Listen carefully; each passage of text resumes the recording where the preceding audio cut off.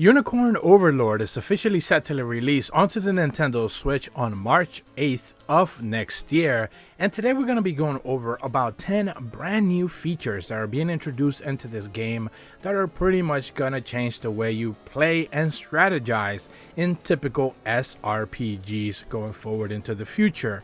We know that Vanillaware has done some amazing games already with Aegis Rim, Odin's Sphere, and Dragon's Crown, and basically this time around they're choosing to do something extremely different that I think players will have a lot of fun with a couple of innovative brand new battle systems and traversal, world traversal that is, that will basically let you collect up to 60 different uniquely designed characters to grow your entire team throughout 5 different nations. So ultimately this feels like a more traditional RPG with some brand new mechanics and the strategy format. There's so many variations in this game that I kind of want to delve a little bit deeper after my original introduction video that I made a couple of weeks back. Link in the description below if you guys want to check that out, where I kind of give an overall a presentation as to what the game ultimately is all about.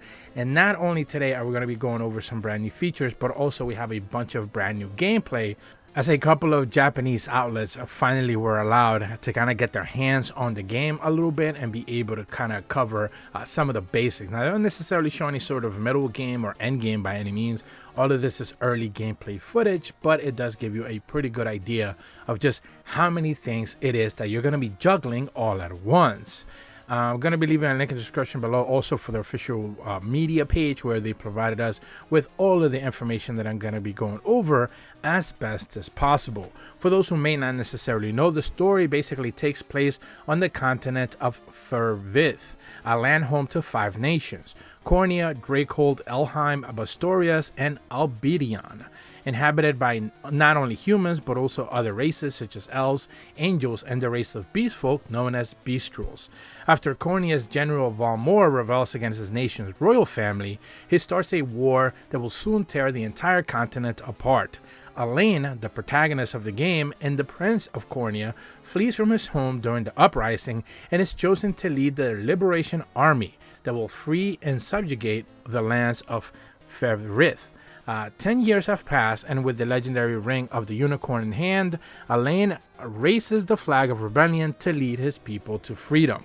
So this is pretty much typical standard RPG stuff fashion. Your protagonist is trying to fight for a better tomorrow and stuff like that. Nothing really out of the ordinary there. What I think begins to shift things up a little bit and make things a little bit more interesting is the characters themselves, which I want to be talking about a little bit later. But more importantly, the gameplay information that they provided us with and some of the things you do get to see in this brand new gameplay. Because when it comes to gameplay overview, they mentioned that you're going to freely traverse an expansive world. And this is something that you do get to see in a lot of the gameplay. You're basically just choosing where it is that you want to go, engage with the enemy unit, and quickly get thrusted into a battle in typical Fire Emblem style. That's not really anything we haven't seen before, but everything seems to be so seamless and so fast, and that's what makes it really interesting.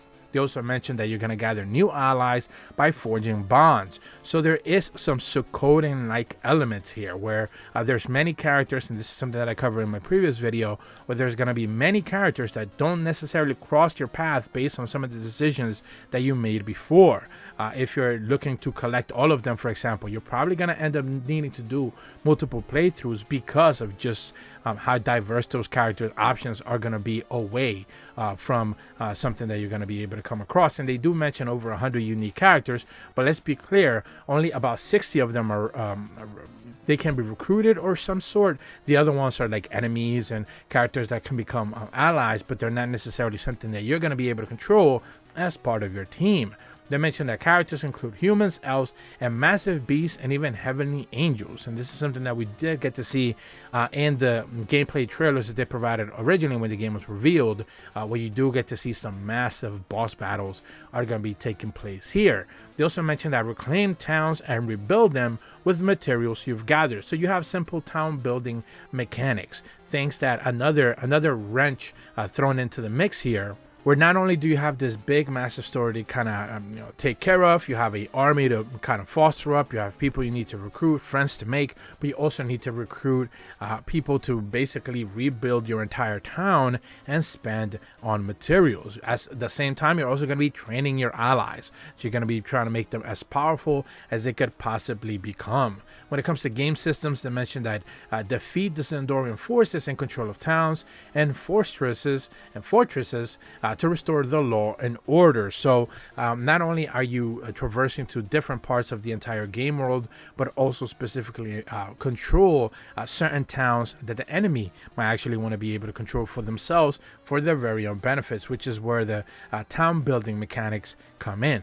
They also mentioned that gain access to facilities such as armorers and provisioners. Typical RPG fashion, you want to be able to boost up your characters. You certainly want to be able to craft armors, power them up, and be able to have all the necessary medicines and stuff, potions, whatever it is that you might need. So that is kind of part of the course. They mentioned that wandering enemies disappear after you restore law and order. So after you capture a town, you kind of take it and rebuild it the way that it is that you want. Pretty much enemies will begin to dissipate slowly because now you have created actual control in towns and it's not necessarily a lawless mess. They also mentioned that battles include real-time combat and victory is secured once you clear certain conditions. So in typical strategy RPG fashion, you're going to be able to have very quick engagements with enemies, and they don't necessarily mention the option to be able to pause, but they do see that kind of pop up in some of the gameplay there, where you kind of just hover in a menu option for a minute or two, kind of deciding what it is that you want to do, and then you continue your battle on going forward. They also mentioned that individual battles begin when your units makes contact with the enemy units at the battle stage, and this is that transition that happens. You're in the overworld, you kind of parade your way to one certain locations, or maybe tracking an enemy, you engage with them, and then you instantly get transported into that closer look, typical strategy RPG screen that you see, where enemies begin to fight each other, and you are in full control of your unit. Lastly, they mentioned that as you coordinate units and tactics with conditions that factor on how and when skills will automatically be used. And this is pretty much a preset option system that we've seen in other strategy games being used fairly effectively, I might add, where you basically have full control of which enemy attacks or which attacks you want your unit to be able to do and dish out properly. A couple of last things that I do want to quickly mention here. They mentioned that there's 3 difficulty levels starting out: a sweet difficulty focusing on the story for players looking to win battles without much difficulty, or this is called essentially the reviewers difficulty mode, for reviewers who basically just want to be able to get about halfway through the game and put out a review. Then there's a normal difficulty focusing on tactical gameplay for players who may be unfamiliar with strategy games, and most likely the game will start you off at normal difficulty, and you should probably leave it there as that, since it's designed for that. Lastly, they have a hard difficulty focusing on pushing your tactical mind to the limits for players who are quite skilled at strategy games, and I'm sure there will be some super hard difficulty in New Game Plus. Vanillaware is pretty well known for that. They also very quickly skimp over but also mention the online mode. They mentioned that it takes part in the Coliseum, where you'll have PvP battles. Now, a lot of the information regarding the PvP mode has not been surfacing yet. They have not provided us many details on that, but they did confirm it here in their blog update once again, so we'll just have to wait and see what they decide to do with that, since there have been other games like the Dragon Quest Monsters game, for example, that just recently came out, that has a really robust online system even for the Nintendo Switch. So something like that would be highly welcomed for this game going forward into the future, if they give us online battles with other players and you have your already preset teams to be able to go up against other players. Lastly, I do want to kind of focus a little bit on the characters, since we did touch upon them with the story early on in this video, where they talk about the protagonist Elaine, the crown prince that is falling from Kingdom of Cornea, and the son of the Queen Elenia. After losing his mother at a young age amidst Cornea's General Volmore's rebellion, he was ushered to the island of Pavia as a knight by the knight Joseph, who taught him the sword and strategy alike until the age of 17. And we now know that Elaine, of course, is the protagonist. That doesn't stop there, though. The protagonist's ally, Scarlet, is a priestess of the Pavian Orthodoxy, who, after training tirelessly from a young age, now tends to the cathedral of the island of Polivia.